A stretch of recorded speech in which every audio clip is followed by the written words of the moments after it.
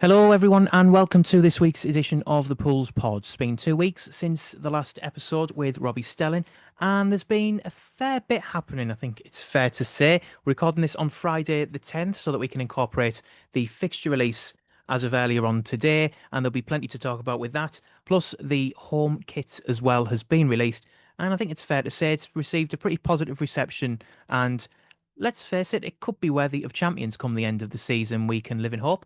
Joining me tonight, we have Danny from the Red Radio. Hello, Danny. How are you? I'm really, really good, mate. Yourself? All the better for seeing the fixtures, which is where we will start. It's been a long time coming because, as we all know, it comes out at least 2 or 3 weeks after the rest of the country. Well, certainly the rest of the country above us, shall we say. And it's thrown up a few interesting bits there. The opening game is at home, finally. It's been quite a while since we've been able to say that. And it's a good match as well at home to recently relegated Barrow. If we get off to a good start in pre-season, you would think, and given the optimism around the place, just in general, you'd imagine that'd be a very good opportunity for the club to maximise attendance and potentially get the team off to a good start. Yeah, it is. It's a great chance to pack the Vic and get it really, really rocking. It's also a really good litmus test for us because you'd imagine Yeah. Barrow just coming down. They're still going to be up there for playoffs and stuff like that. So it's a real chance to start on start on a strong foot, really, and as you say, get quite a few people through the gates. And I promise we won't go through all of these because there are 46 games and, no one wants to listen to a 4 hour podcast. A couple of bits as well to talk about at the beginning of the season, shall we say.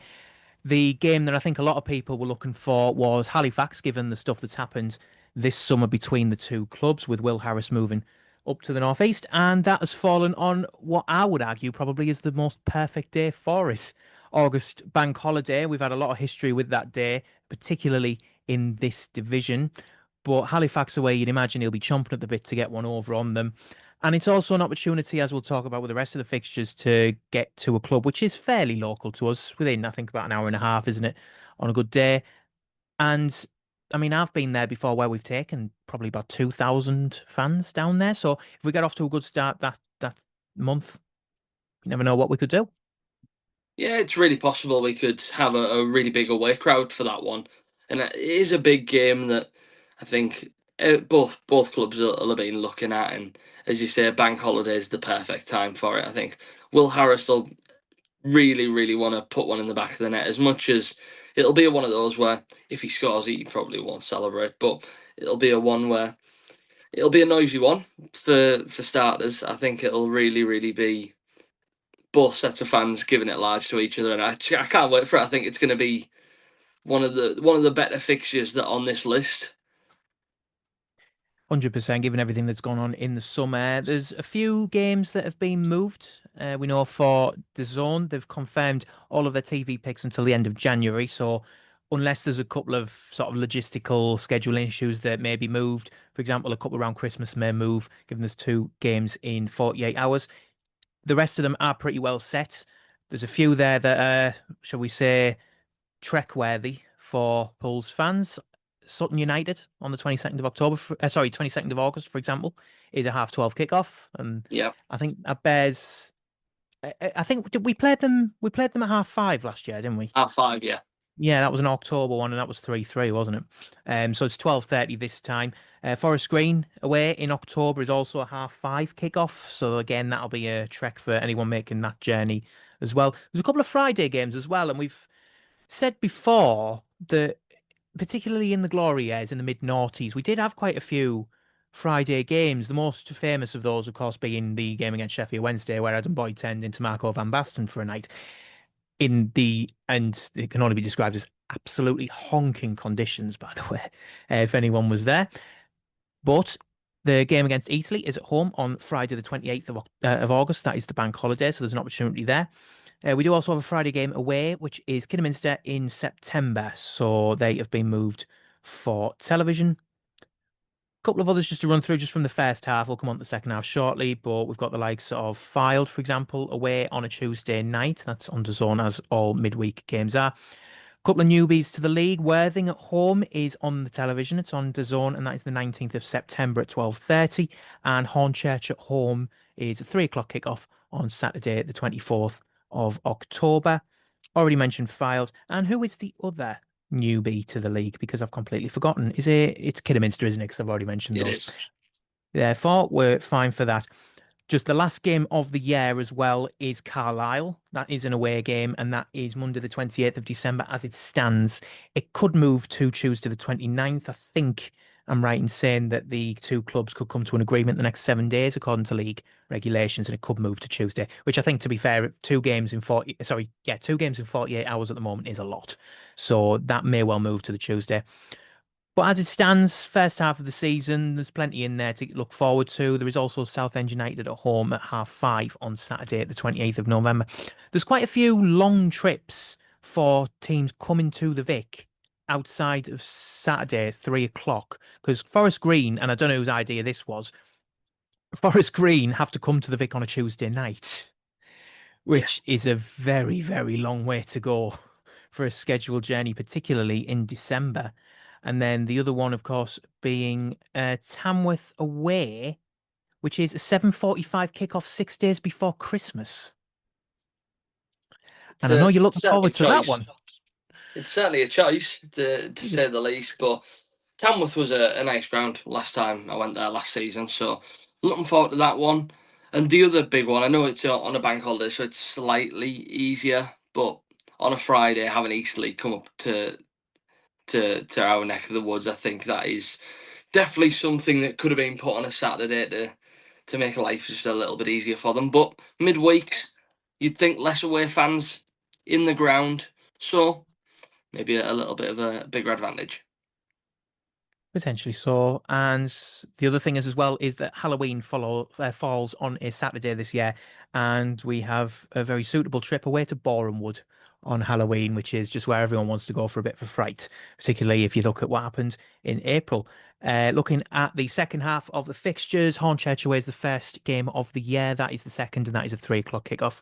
That is on DAZN as well. I believe that is because of the I want to say it's because of the FA Cup, but there could be something else. I'm not entirely sure. Because Saturday at 3 o'clock is usually for international break, so it's a bit odd that one. We're at home to File the following week, and that is a 12:30 kickoff on DAZN. Barrow away is a Saturday. There's a theme in this list compared to last season as well, whereby more of the local trips are on Saturdays. Gateshead, for example, is on a Saturday. We haven't mentioned that. That was in the first half of the season. I think it's September. Oh, sorry, November. But quite a lot of them are on Saturdays, which can only improve the away attendances going forward for these fixtures, and it should create a better atmosphere and hopefully provide a bit of a boost for the players. Yeah, it should, and I think last season it was a little bit silly on the league's part to have a lot of the northern ones and a lot of the close ones for every team be midweek. I just think you're taking away, if you look at it in a bigger picture, you're taking away revenue from a lot of clubs who will rely on, a club like Pools, Carlisle, Southend, these clubs, taking a lot to places. So I think it's nice to get them back on 3 p.m.s for attendance purposes, and also, as you briefly mentioned, following purposes. It'll help the clubs that Pools travel to as well, particularly if we're doing well. We know what Pools fans can be like when the club is doing well. Now that the general atmosphere is improved, I should say, it conducts itself to a better following, and it should put money in clubs' pockets as well if people are travelling down. Harrogate away is a Tuesday night. Less said about that, the better. Because I can't speak for everyone else, but Harrogate away, I went once and I it remember was nothing. doing I think there was a period where we played them 3 times in about Yeah, 10 days. Doing all three of them was painstaking. I think mine might have been the first one because we lost 4-1 on Boxing Day when I went. Yeah, I I think that's about right because it was two in the league, one in the FA Trophy. Dimmy was the one where we were 2-0 up and we lost 3-2. Yeah, I was there. That I was, was at I think that that one. was the third one of the trilogy, yeah. And that was That was back in the a day where you really played. interesting football match. I mean, seeing him save a penalty at the end of the first half, and then thinking we were home and dry, and then him dropping two aerial balls in the last 5 minutes or so, whatever it was, To be just fair, sort they of did have a summed up that period for us. Yeah, I mean, they did have a jinx over us, to be fair, Harrogate, for quite a while, Yeah, particularly at their place, and we couldn't beat them.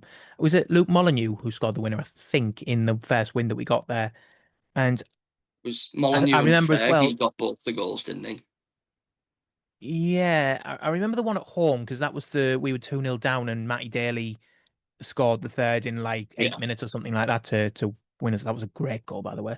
And it's a shame that it didn't work out for him this time. I might have kept him just as part of the yeah. squad, but given the signs we're making so far, can't really complain at the No, minute, you are you? can't turn your nose up at it, can you? Absolutely not. So, we'll come on to that shortly. Just to finish off the fixtures as well, Gates at home is a 3 o'clock kickoff as well. That should be good at the beginning of February. We're away to Worthing on Saturday, the 20th of February, which is the day after my birthday. It's a 3 o'clock kickoff as it stands, but obviously everything from February onwards could change in terms of TV picks. I mean, that's going to be an interesting one for people to do because it's virtually on the south coast. It's about as far down as you can go without going west. So, You and basically with it go to being a new Brighton. ground, yeah, pretty much. It's around Portsmouth, Brighton way, isn't it? Yeah. So it's going to be a massive trek for anyone choosing to go. But it is a first time ground, so I'm sure there'll be a few people who want to tick that off. Moving into March, Halifax at home is a Wednesday night. So it's nice to get the away games on a Saturday, so pools can have a day and travel, etc. But the Yeah, home game is a Wednesday night. Kidderminster at home is a 12:30 kick-off. That is on DAZN. That is, I believe, because of the international break. So they might have just chosen those ones already. yes, that sounds So about right. that's yeah, it's mid-March, isn't it? Usually it's about like sort of mid to late March. So it sounds about right. Plus the week after is Easter and Good Friday is one of those games which I think every Pools fan, I should say, should have penciled into their diary with a home game against Carlisle. And by that point, if we're doing well in the league, and to be fair, if they're doing well in the league as well, because it suggests they should be up there, that could be a very, very good game on Good Friday. I mean, the games against Carlisle are always good ones, and let's not beat around the bush. You're always going to get a good atmosphere. You're always going to get two clubs up for it. But I mean, could you imagine if we're both first and second in the league going into that one? I mean, the atmosphere would be off the scale. The place, I'd imagine, would be as close to a sellout as you can get, Hmm. and it'll be one of those where it could be one that turns the tide of seasons.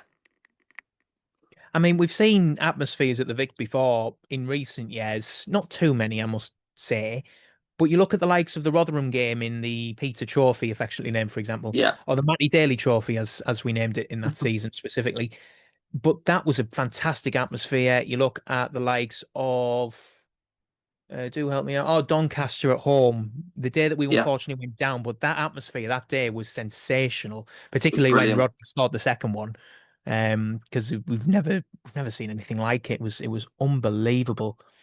And to be fair, the ones that we had in 2021 when we'd just gone up to League Two, and we had that bounce in August, whereby we weren't That getting like Crawley spectacular game. results, but we were solid enough, and we were getting a couple of like odd goal wins and a Yeah. couple of battling draws, and the positivity around the place, and we were regularly getting 5 to 5,500 people, I think. So if we can return to those days as a base, by the time we get to the end of the season. You look at games like Carlisle, for example. Yeovil is our last home game of the season. I think what I've seen of Yeovil's in the off season, I can't really comment on their play specifically because I'm not going to pretend that I know every player they've ever signed. But the rumblings from Yeovil fans is that they're very, very happy with their signings. And Yeah, if you and look at the it clubs that sounds they're like they're having getting, a right go from an outside perspective, doesn't it? yeah, like the players that they're getting are from clubs sort of. I think the latest one they've signed is a striker from Southend, and from what I've However, seen of the he didn't exactly comments. have rave reviews from Southend, so See, that's the maybe thing is, one to I was keep an about to eye say on. that Southend fans wanted him to stay because from what I've seen on the comments, I know it's not reflective of everyone at Southend, but from what I've seen, they seemed quite disappointed that he'd left. That may be because he didn't necessarily have any strikers to replace him as of yet, but you know, it's an interesting one. I mean, a lot of players that have signed seem to be getting sort of positive reviews from people on the outside, if nothing else. Yeah, I think also a thing just going back to him as well. He's still only really young, and I think that's Mm. one big thing that they've done. I mean, you look at a lot of their signings, they've done what I think we're about to do with the rest of our signings, if I had to guess, is blend youth with experience. Yeah. Not necessarily not going out and signing, 34-year-olds who've been in the Football League before. I mean, the name I go back to is somebody like a Joe Matic. It's not going and doing that, but what it is it's going out and signing players from teams who have been at the top end of the league who are still only, 27, 28, and mixing them with the young players coming up. So I think they're building a squad really, really smartly and similarly to how I feel we are as well. Yes, and then the Easter Monday is an away game at Boston, which is a nice trip for a bank holiday as well. I think with those bank holiday games, you can say that you'd like Gateshead, or if York was still in the division, York was still very close. But I think those sorts of games where they're sort of mid-range, like sort of 2, maybe 3 hours, Yeah. they're a nice game for Boxing Day, aren't they? Because they're not too far away, but they're also not just round the corner, so you can make a You, proper you day of still it, I get think. that real away day experience, don't you? For them. Yeah. And we've had a couple of clubs give fixture lists a bit of an inventive twist today. I think Yes. a lot of people have seen the South End one already with the Simpsons parody, the Shrimpers. There's some excellent ones on there, you must say. I think Halifax have come in for the butt of a lot of people's jokes at the minute. The other one Forest being Green Sutton one. as well. The Yeah, Forest Green one always makes me Forest laugh. Green are an easy target though, and Yeah. there's an easy route to go down for Forest Green. But yeah, Halifax, I mean, they've pounced on the issues that we've had with them quite comfortably, and Sutton have also had a go at theirs. They've used sort of memes rather than programs and such. Pulls in that one, I think, was Jeff Stelling, a clip of Jeff Stelling celebrating Devante Rodney's second against Doncaster. But again, Halifax's was they plastered a picture of Will Harris over, accusing of bank robbery Yeah. and things like that. And then the reason why I brought that up was because Boston sticks in my head because it was a very strange clip of someone ranting about Skegness Butlands, I think. Uh, which is, I mean, it's in the area, it's in Lincolnshire, I suppose. That was just stuck in my head, the song that they came up with for that. But they're very good clips. I mean, they're both on shared on the pod Twitter. So if anyone has a bit of time, I think they're only a few minutes long each, but they're very good entertainment, if nothing else. Bit of daft light fun. It's what we like to see in football. And the last game of the season, people have commented it's a very, very, very long trip, and you'll have memories of your sunburn from Bank Holiday Monday last year, actually at Southend. But that is, of course, a 12:30 kickoff away from home. Southend, you would suggest, will probably be in and around the top seven at the very least, if Yeah. not further up. So we've spoken about Carlisle. If it goes down to the final day, that could be a massive clash at the top of the table, providing both teams fulfill their potential, of course. I think it will be anyway from our point with the fancy dress on the last away game of the Mm. season, but it's always a good atmosphere because they get big crowds. If we're doing really well, which I think we're all hoping and thinking that we might be, we'll take a big crowd down there. I mean, what always sticks in my head is when we went up and took over 1,000 to Leighton Orient. I mean that sticks in my head in terms of What did we dress as? no, this Did we? wasn't even a final Oh away no, game wait, this season. was that Easter This Monday? was that was I think it might have been Easter Monday. It was one of Was Challoner's last games. Oh, sorry, no, that was October. I thought you were talking about the season we went down. I thought we were talking about like No, no, the I end of think it the was the season. season we first went up. So Yes, it was. We that lost 5-0 in October, didn't we? yeah. So it It was around shows about that Halloween, I it, think. it doesn't matter whereabouts it is in the country, still going to get a really good following from us. So really, really looking forward to it. I think it'll be a brilliant atmosphere. To be fair, I think I mean, we've had a couple of sort of longish journeys away from home lately. You remember Dorking, for example. Yeah, 4-3, that was. I can't remember what we dressed up for. Was that the Blues Brothers? Blues. Yeah, Yeah. the last reasonably close one I think was Scunthorpe, wasn't it? Yeah, that was the NHS, wasn't it? Yeah, Yeah, we've had a bit of a dearth recently, haven't we? Boston was all right last season. That wasn't too far. It was what, yeah, 3 hours? That could be worse. very I true. think if it's within about 3 hours, that's manageable. If you go beyond that, it's starting to get very hot in that car for 4 hours or so while you're It's wearing a when you massive get beyond costume. London, isn't it? Yeah, pretty much. To be fair, it's not the worst thing going straight down the M1 to London. I get that, but it's when you're looking at the likes of Southend and Essex, or say Worthing, for example, South Coast or Yeovil, which is, oh, by the way, Yeovil is the 5th of December this year away from home, so everyone's thankful, as you mentioned earlier, that it's not our first game of the season for once. I think everyone in the media's thankful for that this year instead of having to go down for, I think what's been to put it kindly, not the best of games for the last two seasons as well. No, I think last year specifically, it was a really, really weird game.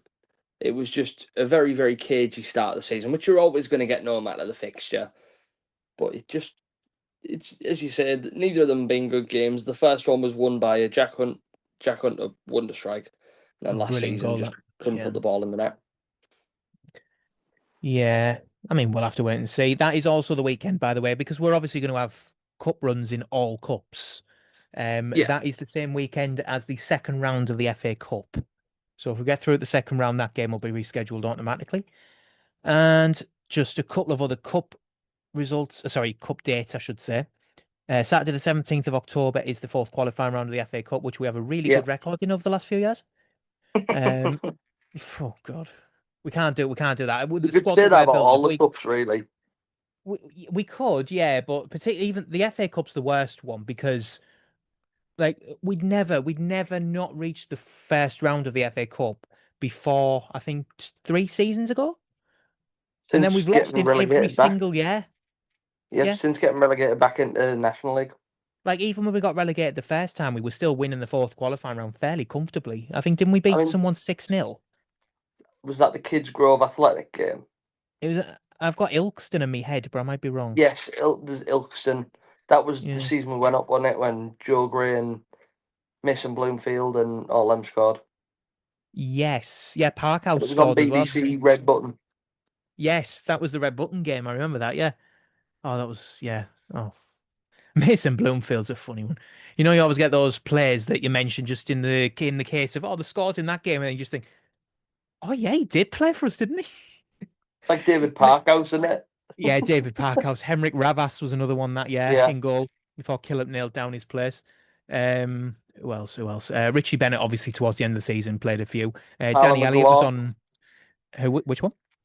Tyler Tyler McLeod. Oh McLaughlin. yeah, the fastest centre back Faster than you've ever seen. Mbappe. Yeah. Yeah. Danny Elliott, who the lads at HUFC chat had on the other week. Yeah. Um.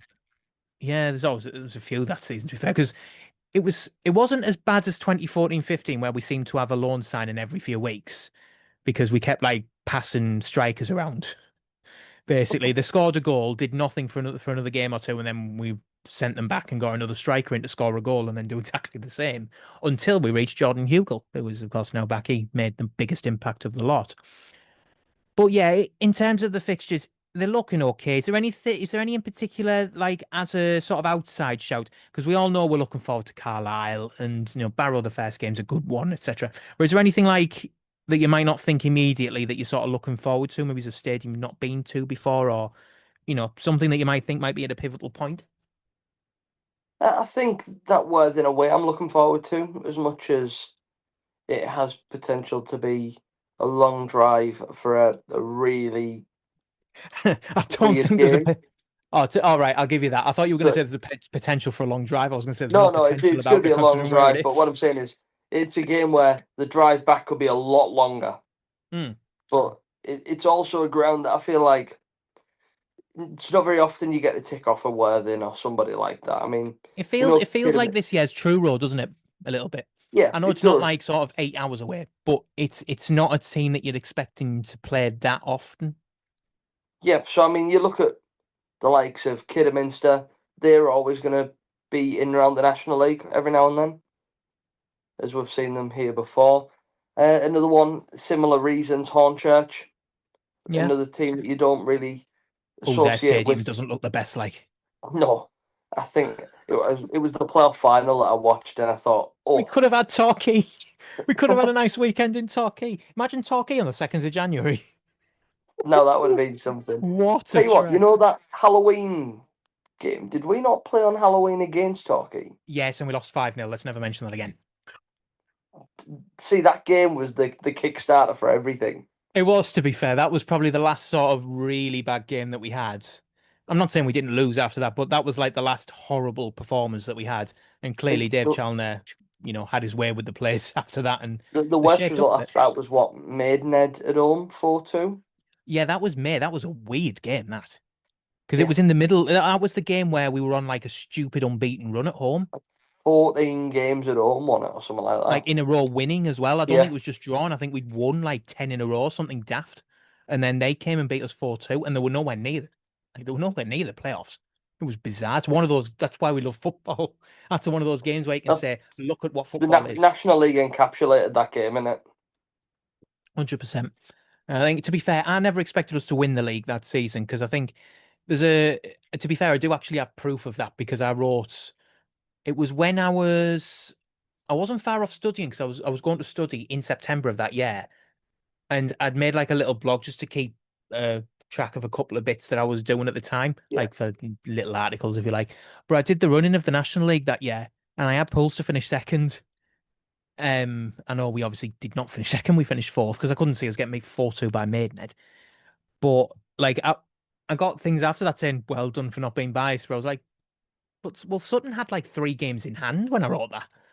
Yeah. Like, I think we were top at the time, but Sutton had quite a few games in hand, and we That still was a have to go to really Sutton. weird stage of that season, wasn't it? That I go back to that BT Sport graphic, the TNT BT Sport graphic, and played Y- Notts County, Yes, I remember that. and it showed the top of the league, and I think we played like 2 games more than everyone. Sutton had played like 3 games less than everyone, Yeah. and you looked at it thinking that is so false, but it looks brilliant. Thing is, it would have taken something quite spectacular for Sutton not to win the league at that point because they had Yeah, so much in hand, and it was still in their hands anyway because they had us at home, and that's the game where they won the league, if I remember rightly. They beat and us they were 3-0 brilliant. and won the They league. were really, really smart all season. They were just Was that the game? consistently. Was that the season that they had a run in the FA Cup? Is that why they had games in hand, or was it the trophy maybe? I think it may be in the FA Cup. Because I remember they did. It wasn't Burnley because that was Lincoln. They played Lincoln, didn't they? It was weird that because I think I remember that draw being made, and Sutton and Lincoln were obviously hoping for a big club, and then they got paired against each other, which is like gutting if you get to that stage. I'm sure they got to like the round of 16 or something like that. Like, I think it was around the 16 because I think Lincoln went to Arsenal after that, if I remember rightly. But yeah, they were a very good side. That yeah, you can't really complain about them winning the league, and it didn't really stick. I think they lasted a year longer than us, Yeah, and then came back. So, you know. And fingers crossed it doesn't happen again this year and we can cast them aside quite quickly. But yeah, I mean there's some good fixtures there. Obviously, the local fixtures being on Saturday is a positive. I would suggest from my point of view, it's difficult for me because obviously I work a lot of Saturdays at home, so I won't obviously get to a lot of the Saturday ones. And to be fair, a lot of the midweek ones are actually at home. So there's not too many cases for sort of taking off stadiums, if you like. So I've been to yeah. most of them. I think Forest Green's out. Forest Green on a Tuesday night, unless someone's paying me for that. Good Lord. Um, Other than that, I am struggling because Harrogate no chance. Boston actually, Boston's a good shout. Easter Monday, that's a nice, That'll be great atmosphere and yeah. everything. That one. Again, particularly if we're coming off the back of a good run and if we beat Carlisle on the Good Yeah, Friday, that'll be a really good game to watch. And then to be fair, Southend as well. If I'm available for Southend, I might go, especially if we're winning the league or it's basically a party at that point. I think every Pools fan will make the effort to go down. What I'd like to see for that one, I'd like to see Pools having won the league by that point. So I don't think I could take a final day shootout like Rochdale and York. yeah. But I would like potentially to see Southend in with a shout of something because Whether if that be South, playoffs or yeah, playoffs, like if they're in with a shout of like sort of finishing second or third maybe, or even getting into the playoffs into seventh, that could be a brilliant atmosphere because you'll have a load of Pools fans basically going there to celebrate the league, and you'll have Southend fans going there, wanting the result to get into the playoffs potentially. That'd be a really good game to watch that. But fingers crossed, we'll get off to a good start, and the bank holiday curse does not affect us this time, for the love of God. Especially because it's Halifax as well, by the way, because there could be nothing worse than our season getting derailed again on Bank Holiday Monday, and this time it's Halifax of all teams. You can almost sense the script writers. But either way, moving away from the fixtures for now, I'm sure we'll get into that over the coming months. We have a new kit. to talk about. A very nice little number, I think. The only thing I would suggest about it, and this might just be me being a bit pedantic with the amount of kits that I have, the sponsor and the badges and such look a bit far apart, don't they? Is it just me that thinks that? Like the badges look a bit too close to the shoulder for me. The one thing that I picked up on when you talk about the sponsor was, I, if you go back to every kit that we've had that's had Workwear Express on, it's been printed on. I knew you were going to This say one that. looks ironed on. I've seen people suggest that, but it's a bit, yeah, yeah, it's a strange one, and I think the badge as well. I do like I on, quite I like do how like they've the new done the badge. badge because it Yeah, it does look like a tricky badge to like embroid. It does yeah, look like yeah, it would be a tricky badge to embroid. So I really like the way they've done it, where it's sort of like half embroidered, half not.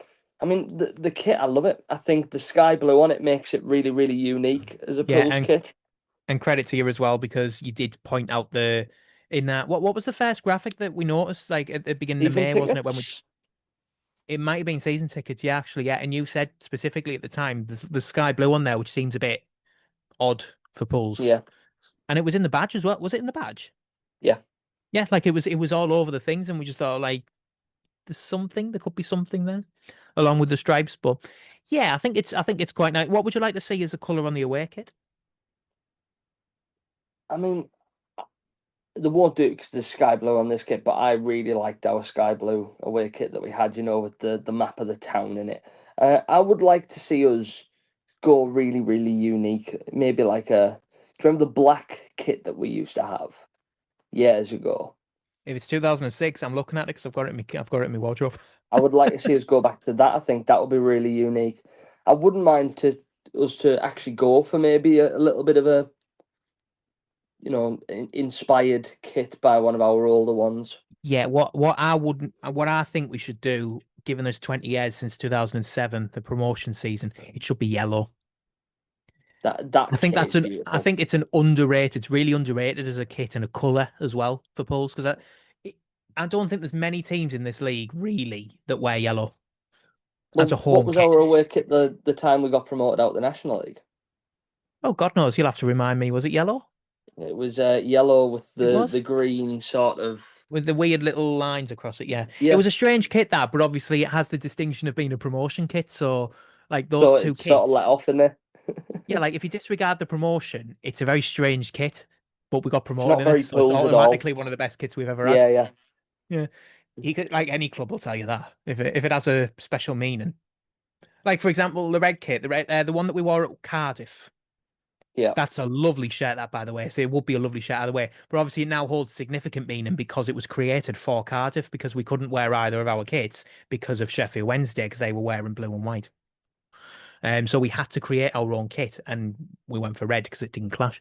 So I wouldn't mind a red one, by the way. I think red's a I, nice. I'm going to associate this kit with one player and one player only. The Nathan Thomas pink kit, the hot pink and black. Hmm. I quite Yes, like I've that got kit. that one in there as well. Actually, I can see that one over there. Yeah. I think that's a nice colour for football shirt in general, I think. I mean, you look at the Juventus pink kit that they had. I think that's a Mm. really nice kit. I also wonder if, because there's a couple of clubs that have already announced third kits. Yeah. I don't think we very often do third kits. No, I would suggest the only reason we'd really need to do one is if we had an away kit that was a bit similar to the light blue Yeah. one, whereby we needed So something like to distinguish if we needed it. But I think, for example, if it's a yellow kit, it's you'll very be fine. unlikely someone's going to be wearing a yellow and blue kit. Yeah, yeah. So you wouldn't really need a third kit as such. I mean, it's a way of money. It's making money, isn't it? It's a third kit. That's what it is. Because it's very rare that a club will use a third kit, full Use it stop. maybe half a dozen times over the course of a season, don't you? If that, If that. if that. Yeah. I mean, going back to the yellow, for example, I think Sutton comes to mind straight away because we were talking about them earlier, the amber. Other than that, I am genuinely struggling. I mean, Southend's away kit's yellow, but again, Yeah, that's but their away. obviously we wouldn't be Yeah, playing them in that. I'm I'm just running me eyes down the list now, and I'm struggling to see any. I don't know what where they're playing. I think it's blue and red. Is it? I, I, honestly, I couldn't tell you. I mean, I couldn't tell you for sure, and I definitely couldn't tell you what Hornchurch playing. I'm sure that Worthing is blue. It is some sort of blue, but I could be wrong. Yeah, Scunthorpe's claret. Oh, Harrogate wear yellow, but then we could wear our blue and white, Yeah. so that wouldn't necessarily be an issue. Yeah, Forest Green is Worthing played in red green. and white last year. Who, sorry? Worthing played in red and white last year. Oh, did they? Oh, I said blue and red. I went the wrong way and went blue, didn't I? Silly sod. But yeah, I don't think there's many others. Boston, amber. But then, like, the point being that they don't play in amber and blue, so we could wear one or the Yeah, other. so you can get away with the blue and white. It's interesting that they didn't include the keepers kit in that announcement. Yes. I've just thought of that actually. I didn't think because, I mean, partly because we don't have one. Well, That's We have Adam probably Smith, why.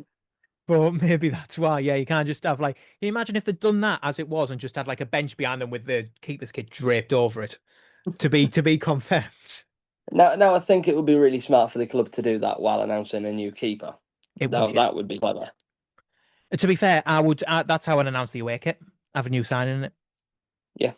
I think the because video, by the way, for the home kit is absolutely stunning. yeah. It Thing is, is again, Emerson Martin have been the yeah, exceptional. they've smashed out of the park again. They're absolutely brilliant with what they do. Yeah. Just ever since they partnered with the club, they've been very, very good with those videos. I Do you remember the I one? I can't don't. think of one video that's gone down bad.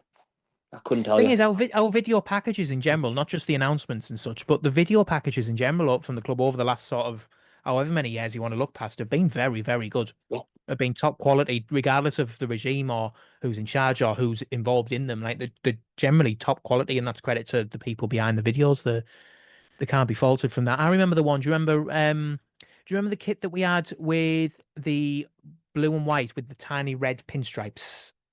Yes. Yeah, and I think they marketed it as like Italy, like a little bit of Italy and thingy. I think it was our first Yeah, one with the yeah. rare, if I remember rightly. And you remember they did that video in Ward Jackson Park. I think it was a Tom Crawford rowing Brilliant. his boat. That was fantastic. It's just I inventiveness like wasn't that. a Oh, you don't fan of have to that do it kit, with you know. everyone. You know what? I wasn't a big fan of that kit. I've got it in I the didn't mind it. wardrobe. I thought I, it was all I, right. I think I've got that one as well. Oh, the amount of honestly, if this was like if we were publishing this video, I'd get them all out and show them off. But yeah, we've had some good kits over the years. To be fair, yeah. And the like one thing about this kit, which I just love, is it is so blatantly Hartlepool United. mm, I mean, we've done different things over the years. We've had throwback kits like the last couple, the home kits, but this you got blue and white stripes. There you go. That's and again, that's all you need for pools for me. I mean, I'm looking behind you as we talk now, and there's a couple of blue and white stripe ones there. You you can never go wrong with a blue and white stripe. You just can't. that will be signed 2004, 2005, and signed 2006, 2007. Funnily enough, there's some good ones there. Like I mean, the 2006-7 one, which is on my left and probably your right as you're looking at it. It's the very thick stripes.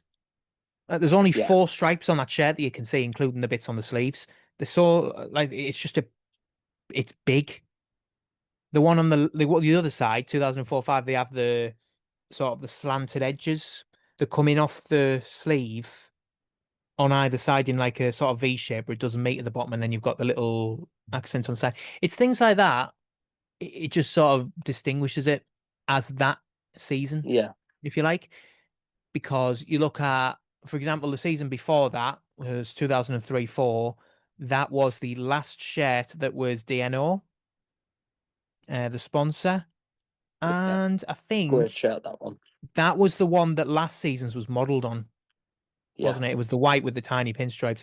And then you've got the one before that, which was DNO as well, but that was the thicker stripes with the horizontal sort of white across the shoulders. We've had some good kits, haven't we?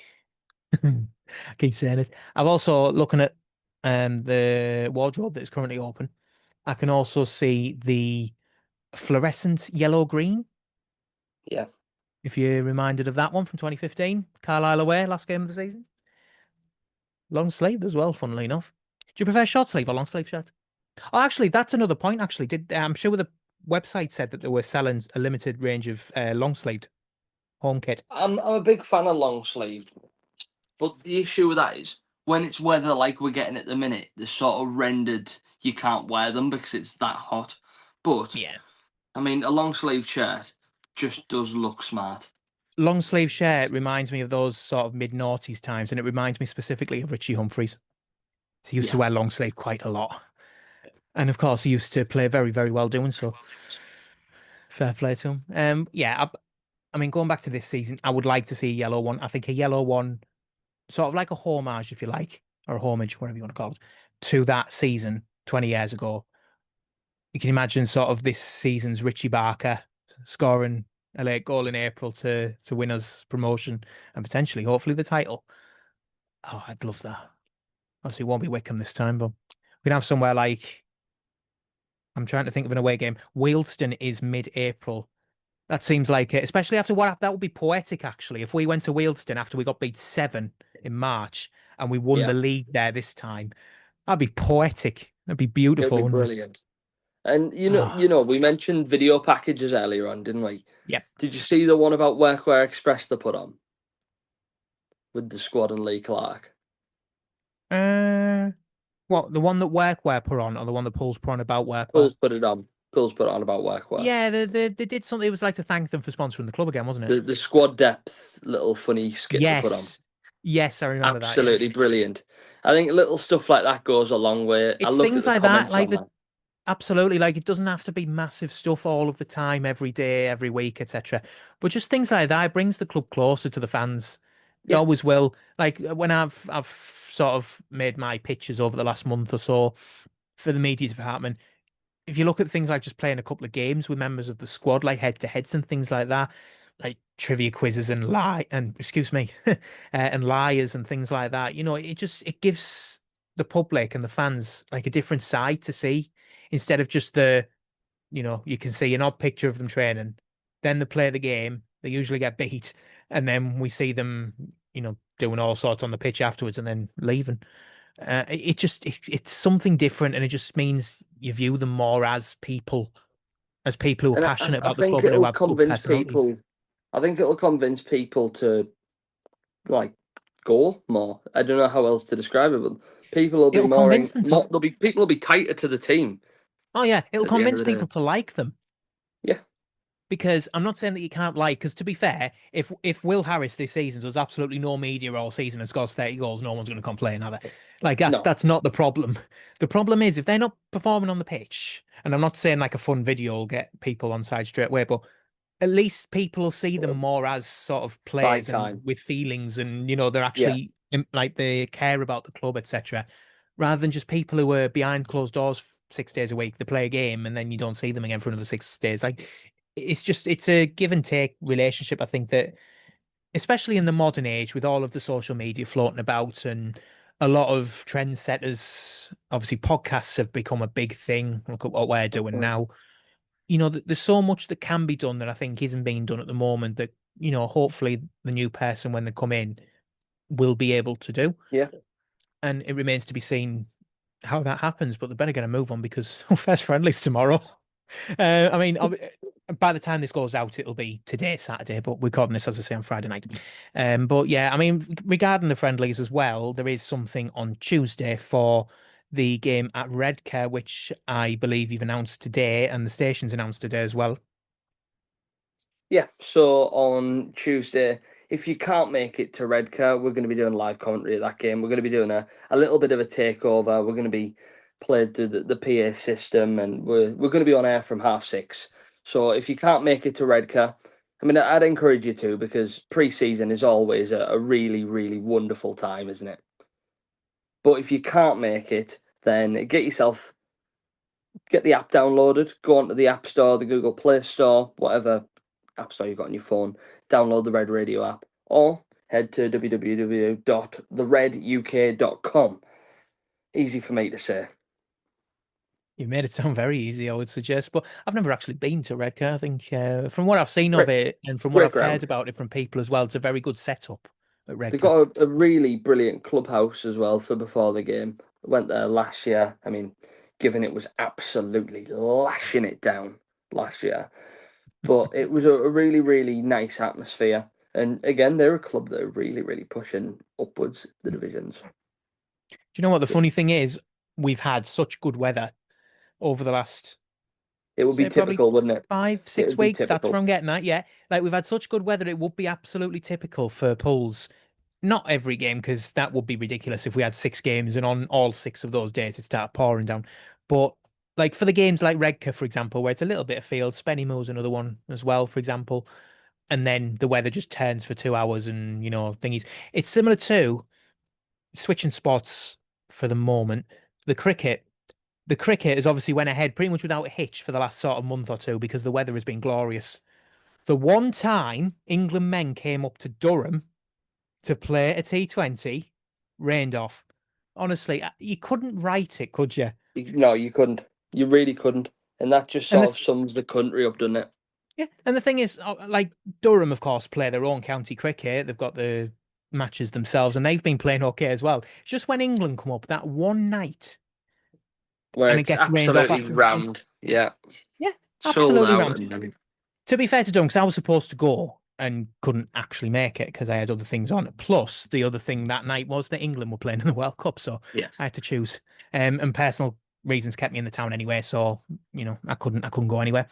But then, to be fair to Durham Cricket, there's a half price refund because only one inning was played out of the two, and they also offered free tickets for the Blast today, T20 Blast. The women's and the men's teams were both playing in a double header, and if I wasn't busy with the fixture lists and stuff like that today, I might well have taken them up on that offer, which is a shame. It always seems to fall on days where I'm busy, which is really annoying.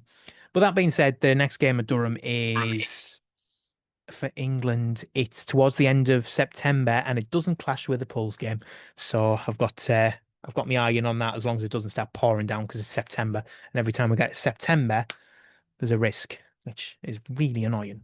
But yeah, obviously get yourselves down if you can to Redcar. We've also, as I mentioned, got Spennymoor. There is, of course, the game against Seaton Carew, which is a Yep. nice fixture, isn't it? Like we've had Billingham Synthonia quite a lot, sort of not just in recent years, but going back for quite a while. But it's nice to have a fixture that's located within the town, and given the interest that I'm sure there'll be for that game, it should be quite a turnout. Yeah, it should be. I think it was a little bit of a surprise to everyone to not see an FC Hartlepool friendly this year because they've Hmm. been brilliant over the last couple of years. But again, it's a new one for people to go to in pre-season. And I mean, fingers crossed, it's absolutely wonderful outside. There's worse places to be on a weekend when it's beautiful than Seaton Crew. Absolutely. I mean, to be fair, it could be a thing sort of rotating, perhaps, where you have Yeah, FC Hartlepool one year, Seaton Crew the other. If we want to keep the relationship with Billingham Synthonia, maybe it's them another year. Like we could have sort of that rotating clutch of clubs like Redcar as well, sort of in the and local it's area good that for we the play. area as well for pools to, Absolutely. help out these other sides the same way that I know a lot of the big sides are off on pre-season tours, and I mean Borough are at Portugal and Sunderland are in America and stuff like that. So I think we probably won't see another one of them big ones for a little while. But just to keep this relationship and keep the community going, I really, really enjoy these friendlies. I think they're brilliant. Yeah, and on the friendly note as well, it's nice to see a couple of different home games this year Yeah, as well, Grimsby and Fleetwood, because and it's not that it's terrible to play Middlesbrough and Newcastle and Sunderland and the like. It's good to have that different test, isn't it? Particularly given they are both in League Two. yeah. Yeah, I It's going know to be I knew very Grimsby were. I competitive. just, I just couldn't remember where It's Fleetwood were, but yeah, it should be a good it's test going to of be a the real good test for us. club. Yeah, I agree. It reminds me of, do you remember when we played Blackburn a few seasons ago? Like Yeah, there was that random home game against Blackburn, out of nowhere, sort of stitched into mid pre-season. But this one should be better, as you say, because they are closer in league standings. And if we are looking to push the top of the league, we've always said, given the 3-up campaign and such, the top of National League is fairly similar to League Two. and it shows it does have some sort of like merit pre-season because you go back to pre-season just gone. Uh, we hosted South Shields, didn't we? And we got beat. Good They lord. went on to have a really, really good campaign and probably should have went up. So it shows that when you play, these sides who are not like 3 divisions above you, not 2 divisions above you, when you play a side that is, just that little step up, it allows you to really get ready for the season. That's true. I mean, regards to South Shields, they've had a bit of a busy summer, haven't they? They've had the manager poached by Rochdale. Yeah, They've had, I think, a midfielder followed them as well, if I remember rightly, not too long ago, Will Jenkins. Jenkins.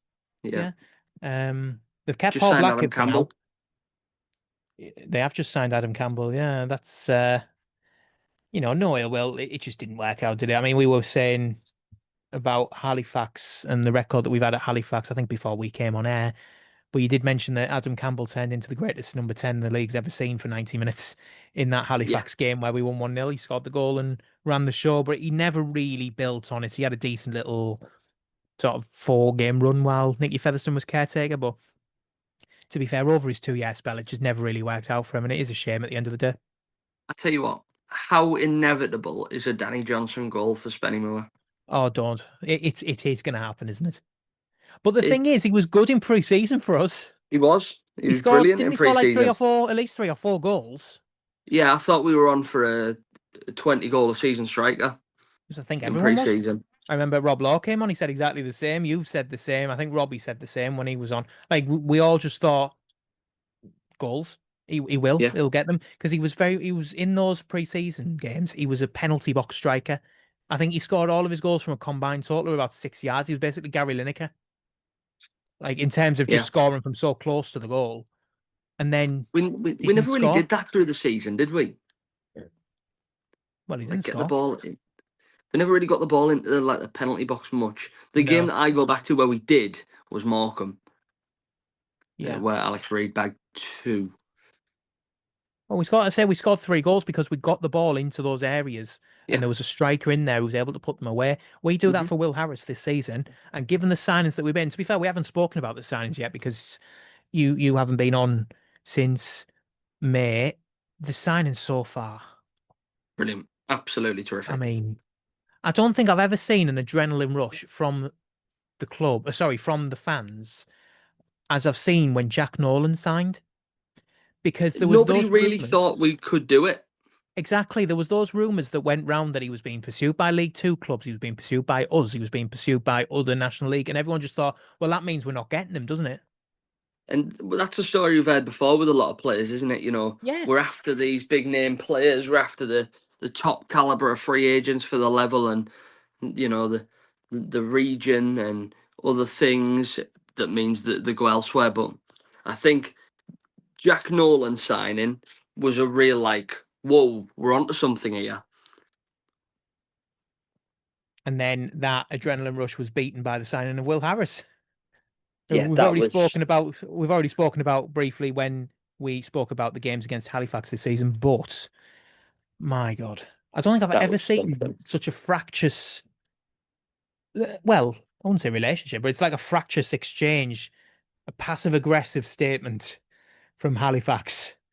Yeah. And just everything around that weekend. I mean, we've seen it in the National League, sort of just general incidents, because a lot of the neutral fans were basically saying this is peak National League, basically. But in terms of you pulls, know, we've not you really rocked the boat that much in this league. So it was good to see from that aspect. I was just about to say that you see this every summer. I mean, I go back to the Yeovil situation with whoever they were having problems with over players, where they were claimed they were tapping them up illegally and all that stuff. You see all these different National League stories. It's very, very, very rarely, if ever, involved us. Which, you know, it can be good in one way that you're not getting yourself into trouble, but it also means that you're putting your weight about a bit. And when you're looking to get out of a league that only has one automatic promotion place, you need You to need show a to bit of be like, backbone. we are Hartlepool United. And this is what we've potentially done Yeah, because it shows. And we're not the only club, of course, because Jay Turner Cook left at the same time as Will Harris. He's gone to Shrewsbury, and it's amazing how Halifax have kept very quiet about that one, as if someone sort of pointed out their mistake in the time since Harris signed. I think it's a thing where they're two players who you would imagine you could warrant a decent fee for. Mm. And, Halifax don't get massive attendances.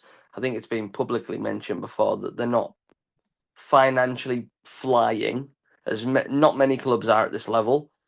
So, I mean, say if they'd have got 60,000 for each, there's another 120,000 in the kitty. So, from their point, I can fully see why they would want to be able to bring in this money. But if you make a mistake, it's your own undoing. Yep, absolutely. And them being subject to ridicule from those aforementioned videos from other clubs, whereby they've been putting their pace slightly. You've got to love football. A bit of banter between clubs. It's That's never that's what harm. it's all There's about, isn't no it? harm. Absolutely. No, You need a bit of banter from now, that well, mega from mind now and then. photo, that mega mind photo, the no Will Harris is absolutely just terrific. I love it. I think it's brilliant. It cracks me up every time I see it. Oh, it'll be wonderful to see. Is there any other signings particularly that you've sort of took notice of? Obviously, Nolan and Harris seem to be the two standouts, but is there anyone else that you're looking forward to seeing tomorrow? Charlie Penman, I Hmm? think 6'6", 19-year-old coming from Brighton. If you're gonna sign a youngster from an academy, Brighton. Brighton's the one you do it from. Because I mean, they've not got a bad track record, have they, with young players? No, no, at all. And to be fair, height. Imagine him, McNally, and Coogan playing as a back three. My word. Imagine the amount of corners you'd be able to get on the end of. Land of giants. Oh, So the yeah, I thought. think Penman, Owen Hampson is the one I'm really intrigued about Yeah. because I was talking with a couple of Boston fans about him, and also I mentioned it to a Southend fan, and he said that they played against Boston, and he absolutely ran the show. Does that give you shades of Mancini a bit? Possibly, and also the Who fact ran that the show against Southend as well? I think if I remember reading rightly, Sheffield United paid money for Owen Hampson from Manchester United, Hmm. which if you're paying money for a young player, they have to have a little bit of something about them. Hmm. Thing is, as well, if these young players have been offered contracts, there'll be compensation involved. Possibly, I think that all comes down to if the parent club has offered them one. No, no, that's what I'm saying. Like, if their clubs have offered them contracts, they've turned them Yeah, down, and then they've left. yeah. But again, it's not going to be. I mean, I'm not saying it's going to be 100 grand or something, but it's not going to be insignificant because you're looking at likes of Brighton, for example. It's going to be a good, what, Like, 15,000, you'd say probably each, 10 quite to possibly. 15,000 each. So it's But not like freebies. And given the development squad is being created as well, provide more opportunities for young players to develop rather than throwing them in at the deep end in front of 5,500 baying fans in the Millhouse. against Gainsborough You know, Trinity and against yeah, whoever it was that had David let's Nugent, I think they had Anstey let's Nomads, that's the one. let's never mention Gainsborough Trinity or Anstey Nomads ever again. And I mean, the unfortunate thing is Anstey Nomads, given where they play, I can't remember if they've been promoted out of my remit, but given the work I do on a Saturday, I might have to look at their name all season again. That was a right laugh. That we got knocked out by Anstey Nomads, and then the next week when they went back to League Action, I'm pretty sure I got a page with them on for the paper, and I was like, really? Not the club you I was want to be seeing. looking at these players who had scored against us, and thought, really, Yeah. oh, it's like a horrible reminder. So can we please have a good cup run this time? Like, can we go out to a good side, like aside from even if You it's a know, side in you League get through Two, the League One? qualifying round, you play, I don't know, Chesterfield or somebody like that. You, Do you you know what? lose 2-1. I genuinely thought you were going to say Chester there, and I was going to say we've already done that in the last couple of years. We don't want to do that again. Gee, No, honestly, that was an interesting football match. Charlie Caton was absolutely unbelievable in that one. has he gone back to Accrington. Accrington? Yeah. Do you know what? I wouldn't mind having him back. Yeah, I think it's a one that if his contract was expiring, I think it's a one we'd have probably looked at. Mm. But to be fair, like if we get to sort of November or December or something like that again, and he's not playing, and we may need a bit of reinforcement in that area, I'd happily have him back because that he was energetic. He ran and ran and ran. I think if you're looking at someone like Jordan Hugel, for example, playing alongside him, if Caton does all the running for Hugel, Yeah. that Well, I could think work. that's why we've seen Alex Reid near his best when he was playing up top with Charlie Caton. Mm, Because it goes back to the whole Reece to Luke Armstrong thing. Luke Armstrong's not going to run for you. But no. Reece did all of that for him and allowed him to just get in the position to be able to put it in the net. Yeah, And that's what I that's how. like about our strikers, the way that we've built the squad. Because I mean, I look at it on face value and think we're probably going to play some sort of a 3-4-3, 3-4-1-2 sort of thing. That's a And lot of players you on the pitch. 3-4-1-2. No, 3-4-3, 3-4-1-2. That's a All that's a right. that's a very good formation. I mean, if we keep signing players, we might be able to play We that. will But win the league then. yeah, yeah. Three But yeah, goalkeepers. We need one first. so yeah, I think having that two up front, or however we do it, with maybe Hugel and Charman being backup options. You've got Will Harris and Popov up there. I think is a very, very, very strong front two with Jack Nolan It's behind. an interesting side in that, I think. Do you think Nolan will play in the 10? Because I thought he might play out wide. Honestly, hand on heart, could not tell you what formation we're going to play next year. Mm. We could very easily play a 4-2-3-1. We could very easily play a 3-5-2. Have we only got three centre backs? Yeah, I think we'll probably go in with maybe five. Yeah, because if we're going to play three, you'd need two ideal You, backups. you've got what? You got Penman, you've got Coogan, you got McNally. Jack Hunter was Hunt, very I was decent about at to say seven. Hunter can play there, yeah, but only I would only play him in a back three. I wouldn't play him in a back two. Yeah, yeah, yeah. So I think Yeah, there's three with one backup, maybe two more centre halves, one or two more, and you're in a good spot. yeah. Then we need a left back still. I know Ilunga can play as a wing back, but I'd still like a left back, sort of, A like a natural. defender. Yeah, like Yeah. defensive one. And obviously the keeper. And is there anything on that rumor about I think he was Swansea, he's now Man United. That's a one that I think it's widely reported that Pools have been linked with him. So the whole thing with that to me feels like we've just been waiting for Manchester United to make it formal. Like I don't know if you've seen Man Yeah. City did with Pierce Charles today. Yeah, I saw those rumors earlier on. Yeah. So they basically announced, oh, we've signed Pierce Charles from Sheffield Wednesday. He's subsequently gone out on loan to Queens Park Rangers. Hmm. So to me, that's what I can probably see happening with that one. So it's just a sort of a waiting game, I'd imagine, And because when you've got two other clubs and you're basically the third party in it all, I can imagine it's so far out of the club's hands. it slightly annoys me that clubs are able to do that. Like, I'm going to sign a young player who will probably never play for the first team and probably won't even play for the under 21s. And we're going to keep loaning him out for the next 3 years until eventually his contract either runs out or we release him and then it'll go back down to where he was originally. Like, what's the point? Like, just let them develop in the lower leagues. And then if they are good enough, a team will buy them who we will be able to play for.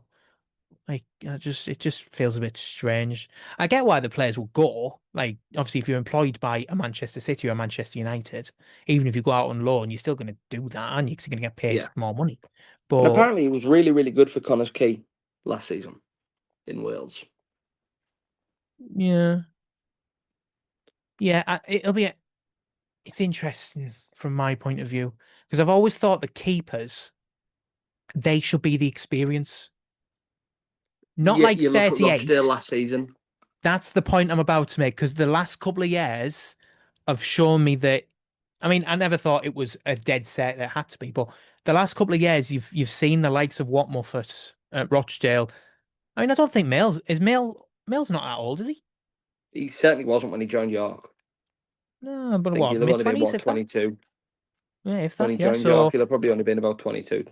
yeah, so like they're not like in their 30s, let's put it that way. Because there's that thing about keepers whereby they basically hit their prime later than every other player, Yeah. and they're usually in the prime like 30s, like early 30s, mid 30s. I think similar with centre backs as well. Centre backs, sort of, the later you get, the more experience you have, and you read the game better. But then if we sign a 20-year-old or something like that who is good enough, I think it's fair to say that the recruitment team have sort of earned the trust at this point. All it takes for these, right, is Charlie Penman to be absolutely phenomenal, Owen Hampson to be ridiculous. If you can hit on not even 50% of these, just a couple of the young players who can come into the squad, impact straight away, you'd imagine they're not probably on massive wages. No. So you'd be absolutely flying. Same with somebody like a Terry Bondo. I imagine he probably won't Yes, we play haven't mentioned him a yet. great deal of things, but if he comes on and proves he's a really good option off the bench, then it's another thing for clubs to contend with. I think he's the sort of player who will benefit from the development team. Yeah, I agree. Like at the start, especially, he may well have an impact off the bench at times, but we've only got The, so the, much space on the subs bench, so he'll be the the sort of one thing person. that I like about this is, and I know we've discussed this previously, we theoretically, right, and I'm going to say this theoretically and hopefully, we should never run into an issue where we can't fill the bench. Yes, because How even if many we have to times put has some that of those happened? players in, Yeah. How many yeah, times has that happened where not even us, just clubs in this level? Because it's not just an us thing. A lot of clubs no, we've have seen it. had Yeah, that we've seen issue it where previous. just there's about 4 or 5 players on the bench, and you're just hamstringing yourself at that point with a lack of options. So that's one thing that I don't think we'll have any shortage of this season is options off the bench. Yeah, we just need to bulk up those defensive options and potentially another defensive midfielder. I don't know if because I think Yeah, Sharon at I the would I moment. would be Yeah, I would be inclined to get maybe one more midfielder, and I think based off of how I was looking at the team, I think Hampson is probably the one who'll battle with Miley in that position. yeah, they feel like similar players. Yeah, Yeah, and then just trying to think, because again, it all depends on the formation, and that's why pre-season kicking off tomorrow, it'll be interesting to see. it'll be really interesting to see what shape we Yeah, play. Yeah, I think it'll be I very mean, fluid over the course of the season. Don't get me wrong. I think yeah, it'll be I very mean, very fluid. potentially he could try one in the first half, one in the second. Yeah, I mean, that's obviously what pre-season is for, to see what you're able to do, and then we'll see how it turns out in pre-season fixtures to come. and of course pre-season means trialists. The Trialist family's alive and well. I saw one, I think last week where it was just all trialists. That's brilliant. It's honestly It this was a time of full year side of never fails. trialists. Never fails to make you giggle a graphic like that. I mean, it's so Yeah. stupid. It shouldn't be funny, but it just does make you giggle. Like at least make names up. Like make it fun, code names and such like that. I mean, why? I don't get why teams don't just mention them. Like I think Uh, Notts County did it don't a know. few years ago, where they put the player's name with a T next to them. Yeah, you could do that. But again, Or then just you give don't them get the all the Trialist or family. just give them all the first name Trilist and then their actual surname. Like Yeah, Trilist Hampson, for example, Trilist Miley. Like a position like captain or major, like yeah. Trilist, forward Trilist. Ah, yeah, but I mean the other thing about the formations, that shows you how strong our recruitment has been so far, that we don't have a clue what they're about to do. Because we could do so much. We've got the option Yeah, to do so much that we could yeah. potentially go anywhere. Yet if you look last season, we were forced into a specific formation because of a Yeah. lack of quality in this department and a lack of quality in that department. This year, of course, we've not seen 90% of them touch a ball yet, but on paper, you would say we've got two players in every position, really, apart from goalkeeper and centre back, where you can do whatever you want with. Yeah. I mean, the irony of last year, to be fair to Simon Grayson, is that formation, if Cartwright had stayed fit and that defensive unit had stayed a unit, Reece McNally, we'd have that was the big one. we could have easily finished top, like never mind top seven, we could have finished top four, top Yeah, we were three. brilliant. I'm not saying I don't think we'd have ever reached the heights of York and Rochdale, but we'd have been The, comfortably inside the playoffs. yeah, they were never going to be reached by anybody. That is No, one of the most mental seasons. no, That I know. that goes back to the Wrexham, Chesterfield, Notts County days that season. Thing is, as well, I don't think it'll ever be done the same again, whereby those two teams met on the final day as well. Like I know we're joking about And Bulls and 90 Southend. was it 95 or 105 or something stupid like that minute goal? Oh yeah, was it? It was late. It was stupidly late because I I think remember I was Desiree talking scored on with 95. yes, and then there was a pitch invasion, which meant that the It game was got delayed carried by on. Because I quite a remember I bit. was talking with Roy Kelly and Matty Nixon about this after the Boston game while we were all packing up, and we were all sort of just talking about, all right, well that's done then. Manny Disaruvwa's put the final nail in the coffin, and then 5 minutes later, it's pandemonium for a different reason. Yeah, I mean, to be fair, I'm delighted that York scored to go up automatically because I have a feeling that York would have struggled more in the playoffs than Rochdale did, given the circumstances. But they have done previously, haven't they? Yeah, they seem to have a thing against the playoffs. Yeah. And as I said, I think I said it in May with regards to that game, I switched off the Pulse game and switched over to the Rochdale game because I couldn't watch both of them at the same time because of the stupid rules regarding the zone. So I had to pick one, and because we'd went 3-1 down, I thought, right, no, this is clearly the more entertaining and Yeah. impactful one is over there because we're not on our game anyway. And I've never seen anything like it. It was the 13th minute of added time. So John 103 minutes Stones. on the clock. So 103 minutes because I've just done a look. I mean, honestly, there was they'd got 212 points between them before that game in 45 games each. Absolutely How? ridiculous. That is ridiculous. And the more ridiculous Crazy. thing, and the more ridiculous thing is, we took 4 points off Rochdale. Yeah. That away game against Rochdale is probably the best game we had in terms of performance, in terms of a tactical performance. Because I know you could argue Carlisle at home was an excellent performance as well. We just completely read exactly what they were going to do, what they wanted to do, and counted We it to nullified them perfection. completely. And we did the same thing in the home game. We just didn't really have the same level of attacking joy in that one. Yeah. Yeah. But the I home think, to game be fair, felt like though, a little bit of a non-event. the home game, I think by that point, the players had accepted that we weren't getting into the playoffs. I think they're Yeah, also scarred from Wealdstone the week before because yeah. we'd had that game against Scunthorpe where we basically held out for a 0-0. I think we And were it was just just like, terrified. let's not get battered. Yeah, which to be fair was the right thing in isolation, but because of the scenario we had ourselves in, we needed the win. If that had been any other point in the season, if that had been October where we'd come off the back of 7-0 and we'd gone to Scunthorpe and gone 0-0, that would have been a very good result. Yeah. Same with Rochdale. They would have been a very good pair of results after a 7-0 had we not needed to win to get anywhere close, which is a massive shame from that respect. So hopefully pre-season kicks off with a bang tomorrow, and then we have a few more. Like, am I missing a game?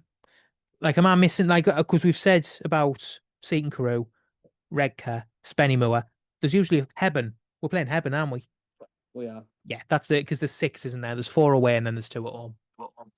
Yeah, that sounds about right. But there'll be some good trips there for everyone making the journey, even in pre-season. Thank you very much, Danny. It's been a pleasure Pleasure. as always. And as the World Cup has reached half time tonight, Spain 1, Belgium 1, funnily enough. Do you think England will win the World Cup? Yeah, go on then. I'll be Mr. Positive. Ah, I mean, the thing is, we should beat Norway tomorrow. Don't say Like, that. Don't say I the know, word I know should. nothing's played. How many I know times? nothing's How played many on times paper. have we, as Pools fans, said the word "we should win this"? Yeah, I know England are the pulls of the international stage, but Norway just feels very much I like agree if we we don't should. let Haaland, I if we don't let completely Haaland have a agree we shot, should. yeah, if we don't let Haaland have a shot tomorrow, we win the game. Yeah. But the problem is he will score, so we've got to outscore Haaland, which might I make for a good think game. if I know this will sound absolutely ridiculous, it'll be the same as Mexico, where 3 goals will win it, 2 goals will probably win it, 1 goal will most Hopefully without likely the red take the card though. trophy. Yeah. Also, Jude Bellingham and Harry Kane, please don't get a yellow card. For Yeah, I the saw that love for of the God. love of God. Because if we have to play Argentina without those two, I'm more worried about Bellingham than I am Kane.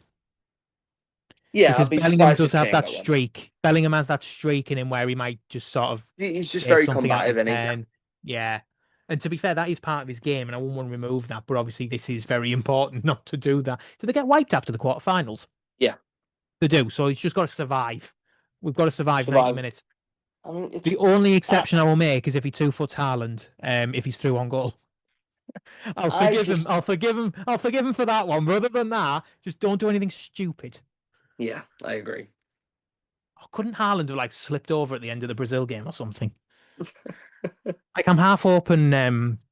Messi sort of like trods on something on the way out of the tunnel on Sunday. Is it Sunday morning? That's the 2 o'clock game, isn't it? I'm half Yeah, hoping yeah. that Messi like trips over something, and because I'd be interested to see what Argentina are like without Messi. I do not want to go. I know they didn't have him for Jordan for a lot of the game, but that was Jordan. Like I'd be interested if we get to the quarterfinals, semi-finals, and he wasn't playing what they play Yeah. like. I know they've got good players, but it feels like they're very dependent on him these days. But hey ho, and to be fair, I don't want to be the doomsayer in all of this, but Argentina have reached 5 semi-finals in World Cups and they've won the lot. Well, you know what they Just to say drop about that one. patterns, don't you? Once a pattern's recognised, it's broken. Well, how many people were saying about Germany's penalty shootout record in the last 32? There we go. Could be one of those World Cups. I mean, how have they not gone out, by the way, Argentina? Yeah. Cape Verde nearly did them. Egypt nearly Egypt did them. should have. I That can't was wait for one of the most Switzerland. Yeah, I can't wait for Switzerland to go 4-0 up tomorrow and then lose 5-4. somewhere, Argentina get back to 4-all and they win it in the 102nd minute or something. Eh. Oh, and coincidentally, Erling Haaland's just appeared on the television screen. But anyway, thank you very much, Danny. And fingers crossed for Brazil. Brazil win tomorrow. They're out. Fingers crossed for an England win tomorrow. And fingers crossed for a good start to pre-season for Hartlepool United. Fingers crossed.